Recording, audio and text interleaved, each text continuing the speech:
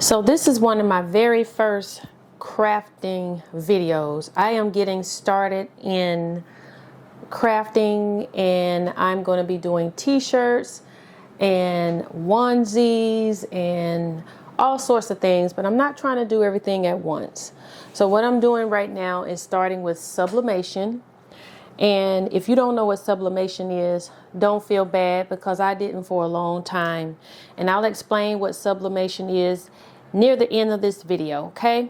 Because I try to make videos when I find something that is well needed. I've been looking everywhere for someone to explain this stuff to me in plain English. So I just decided as I learn, I am going to teach or show. So let's start out with what I have right now. And don't feel bad if you don't have these items. I am just trying to help you get your mind into the right direction of what you think you want or what you think you may want to do, okay? So here we go.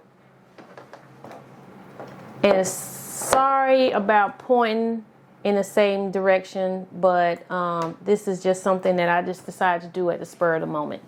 Okay, so I have a printer, and just to cover this, I thought you had to have a sublimation printer, but you don't.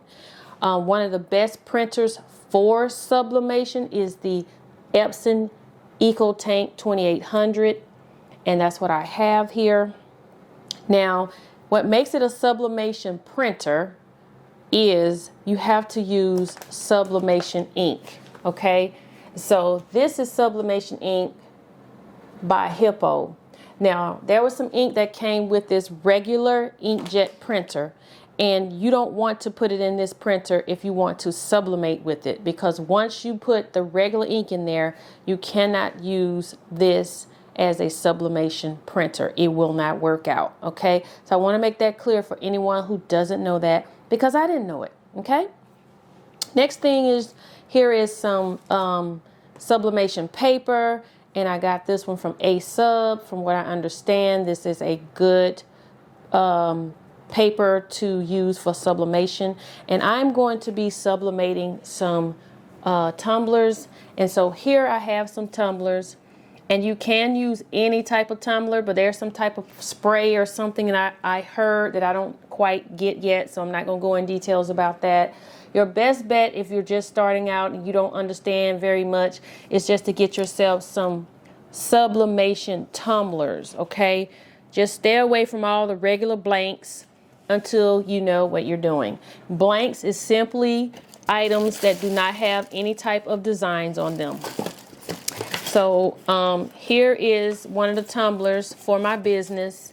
It is called the 20-ounce skinny, and this is what I'm going to use. It is already prepared for sublimation, and here, and these are actually gift boxes as well if you want to use this box. See, because there's really nothing on it, just a design.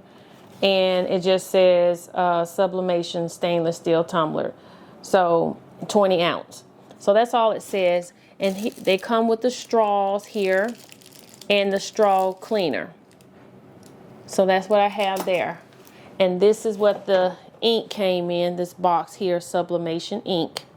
And in order to sublimate, there are a lot of things you can sublimate with, but I got this printer here, heat press here. And it actually will press coffee mugs, tumblers, little wine tumblers, and glass. So I have this. This is the Eenour, if I'm pronouncing it correctly.